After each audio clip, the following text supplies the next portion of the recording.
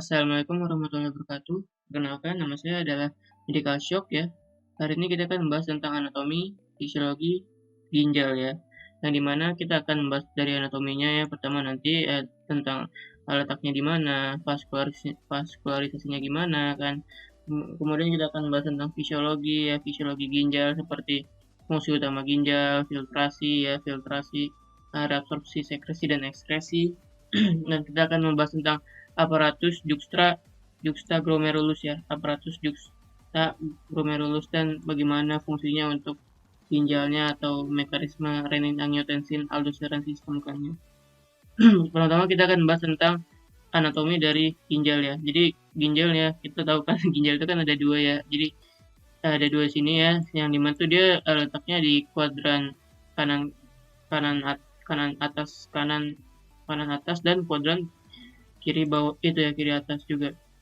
Jadi dia dua kuadran yang dimana tuh dia di kuadran kanan atas sama kuadran kiri atas atau di regio hypogastrium dextra dan hypogastrium sinistra ya. Dan kita juga harus tahu juga ya kalau ginjal itu ada dua kan ya. Yang dimana tuh dia terletak di ini ya, organ peritoneum ya. Jadi dia di belakang peritoneum atau di antara peritoneum ya. Jadi dia ini kan kalau peritoneum itu kan yang ngebungkus itu ya, paling banyak sih GI tract ya yang ngebungkus lambung, usus halus ya, usus besar ya, kolon gitu dan segala macam kan. Peritoneum ya yang ngapisin, yang melindungi organ-organ visceral, dan dia juga tuh tinggi atau setara dengan os poste 11 ya, dan juga dia di bawah diafragma ya, dia ginjal itu, dan di atasnya ginjal juga ada glandula suprarenal ya gitu. Nah, kemudian kita untuk vaskularisasinya ya, vaskularisasinya itu dibagi ini ya, ada arteri renalis dextra dan arteri renalis sinistra ya. Di sini juga ada ya arteri renalis dextra dan arteri renalis sinistra. Ini dari arteri renalis ini ya, dextra sinistra. Dan juga ada vena renalis ya, di sini juga ada vena renalis dextra sinistra juga. Ini ada vena renalis dextra, vena renalis sinistra ya.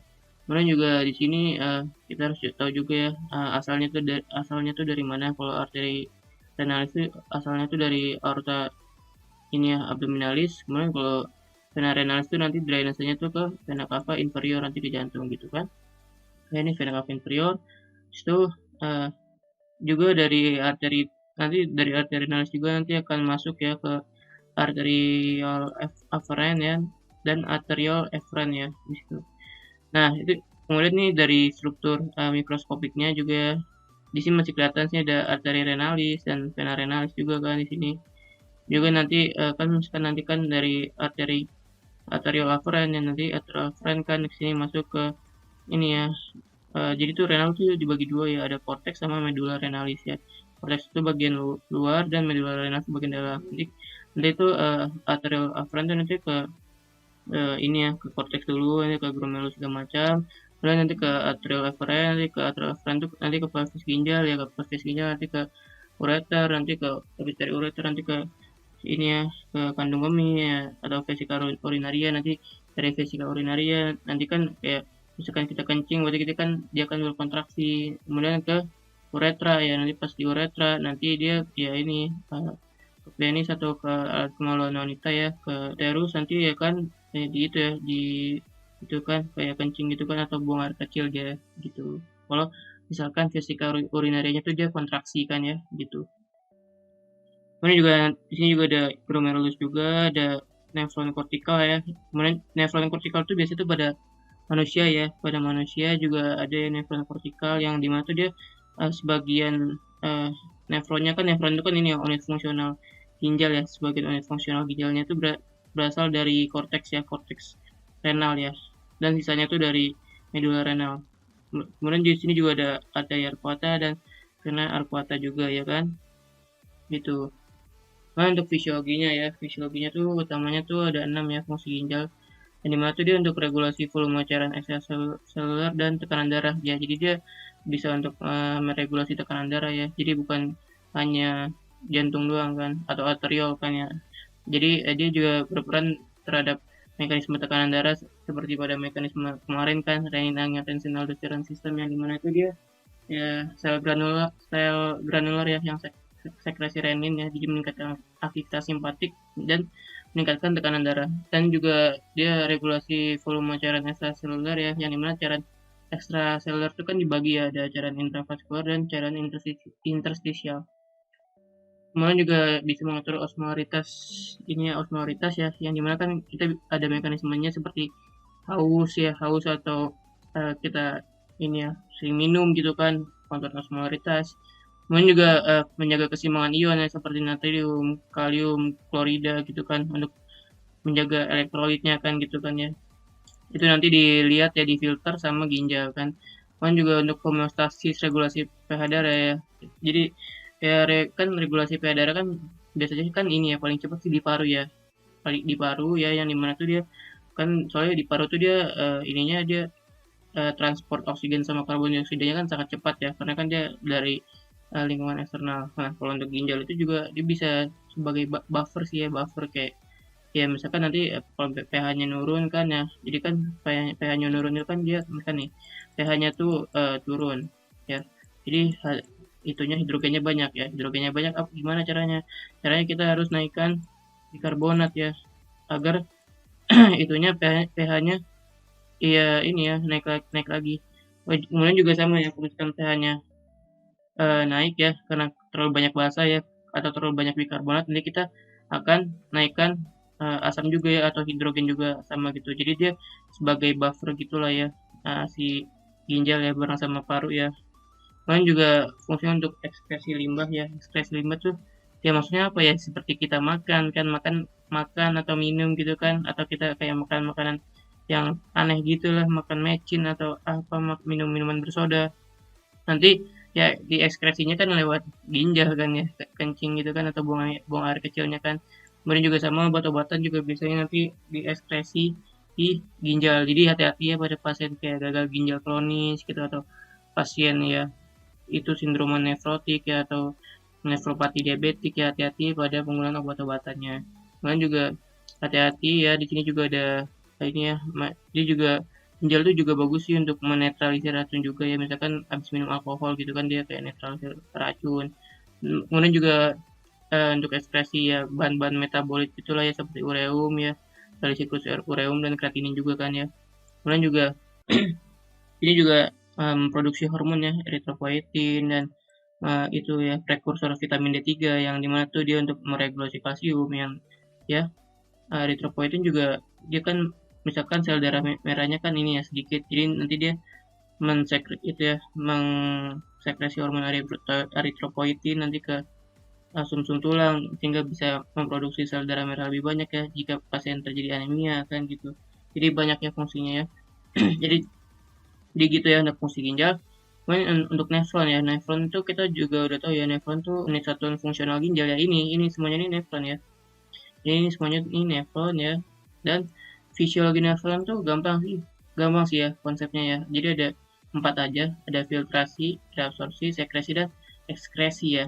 Nah, jadi mekanismenya gimana? Mekanismenya tadi ya, tadi dari arterial afferent kan ya, darah yang masuk ke sini nih dari arteri ke arterial afferent, yang dimana nanti arterial afferent nanti kan sini kan ada glomerulus nih, ini ada glomerulus ya. Terus juga kapsulnya namanya kapsul Bowman ya, ini glomerulus. Glomerulus itu kan kayak kayak apa ya, kayak kol gitulah ya, kayak kol apa gitu, kayak gerunjul gitu kan ya, kayak gerunjul gitu. Nanti ya gerunjul-gerunjulannya itu nanti difiltrasi oleh glomerulus, nanti glomerulus ke tubulus contortus proximal ya, nanti terjadi reabsorpsi dan sekresi ya, terjadi reabsorpsi dan ekskresi nanti ke ini ya lengkung Henle ya, atau ansa Henle, yang dimana nanti ansa Henle juga terjadi reabsorpsi, yang dimana reabsorpsi itu kan ini ya, dia kayak membalikan kayak membutuhkan kayak ion-ion gitulah, kayak natrium kalsium itu nanti dari lumen tubulus ke cairan intravaskuler ya atau plasma darah ya.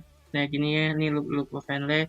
Di sini juga ada vasa recta juga ya, yang buat ini ya ginjal juga ya, arteri ginjal. Kemudian dari lengkung Henle nanti ke tubulus contortus vista, nanti juga sama terjadi reabsorpsi dan sekresi juga, di juga sama ya, reabsorpsi dan sekresi. Kemudian ke ductus collectivus atau ductus colligentes ya, sama terjadi reabsorpsi dan sekresi terakhir kan. Kemudian nanti sebagian besar kan yang direabsorpsi nanti ke vena renalis dan kemudian ke vena cava inferior ya. Kemudian juga ujung-ujungnya tadi ya ke vesika urinaria juga ya, ke pelvis ginjal dulu tadi kan ya. Nanti ya gitu, sisa-sisanya nanti diekskresi ya kan ke urin gitu kan. Kemudian juga sisa-sisa yang filtrasinya kan ini ya. Kalau glomerulus itu nanti difiltrasinya tuh sekitar ini ya 20% doang. Jadi sisa 80%-nya kemana? Sisa 80%-nya tuh ke arterial efferent ya. Nanti bisa dipakai lagi, nanti mungkin bisa disekresi atau direabsorpsi atau dia bisa di dipertahankan nanti ke vena renalis, ke vena cava inferior ya. Ujung-ujungnya juga gitu kan. Kemudian selanjutnya nih fisiologi dari ini ya kapilari ginjal ya. Jadi kapilari ginjal tuh spesial sih. Dia ada namanya tuh kapiler, jenis kapilernya tuh jenis kapiler fenestrata ya. Yang dimana tuh kalau kapiler fenestrata tuh kayak ini dia kayak kapilernya tuh bocor-bocor gitu ya. Jadi kayak banyak porinya gitu. Yang fungsinya buat apa? Ya fungsinya tuh buat filtrasi ya, filtrasi darah ya. Kayak kayak kita nih ngecek nih, ini mana nih ya yang racun ya atau sisa-sisa makanannya mana ya, mana nih yang harus dibuang gitu kan, ureum atau kreatinin ya, atau asam urat gitu kan yang nggak guna di yang nggak guna di plasma darah nanti dibuang gitu kan sama ginjal. Kemudian juga ada juga nih sel podosit ya. Sel podosit tuh ya sel ini sih, sel epithelial kuboid, tapi dia adanya tuh di glomerulus yang dimana tuh dia berperan dalam proses filtrasi ya. Nanti terusannya jadi kapsul ya ini sel epithelial kuboid. Kemudian di sini juga harus tahu juga ya ada tiga fungsional utama dari ginjal ya, aparatus namanya tuh aparatus juxta glomerulus ya. Jadi aparatus juxta glomerulus itu apa ya, gampangnya ada sel mesangial ya, di sini juga ada sel mesangial ya sini ya, di antara tubulus contortus distal dan ini ya, dan arterial afferent dan efferent. Kemudian juga ada sel granular yang sekresinya renin ya, ada sel granular dia sekresi renin. Kemudian sel mesangial juga tadi lupa ya, ini sekresi ini ya, dia sebagai baroreseptor untuk mendeteksi tekanan darah atau regulasi tekanan darah ya. Kemudian juga ada sel mucodensa ya, sel mucodensa buat apa ya, buat inilah ya, buat eh, ini ya kemoreseptor ya, buat regulasi ya bahan-bahan kimia seperti tadi kan natrium, klorida, bikarbonat ya, hidrogen kan, asam gitu kan ya. Fungsinya buat pH ginjal sama regulasi NaCl dan oksigen dan karbon dioksida ya tadi. Sekarang kita juga akan membahas tentang refleks baroreseptor ya. Di sini ya, refleks baroreseptor kan tadi kan ada di sel mesangial ya, yang dimana tuh untuk regulasi tekanan darah ya. Tapi kita juga harus tahu juga ya, baroreseptor utama tuh adanya tuh di kardiovaskular ya, di sinus karotis sama arcus aorta ya. Nah, untuk baroreseptor pada ginjal itu kan nanti mekanismenya itu kan misalkan terjadi pertama-tama kan terjadi hipotensi ya, atau tekanan darahnya menurun, yang dimana nanti tekanan darah menurun itu akan sel mesangial itu akan kontraksi, yang dimana kan sel mesangial kan tadi ya kayak modifikasi ya sel otot polos kan, jadi dia bisa kontraksi dan bisa relaksasi nih ya sel mesangial, yang dimana nanti akan glomerulus tuh nanti akan mengkerut ya, nih glomerulus bakal bakal mengkerut ya, atau jadi mengecil gitu ya.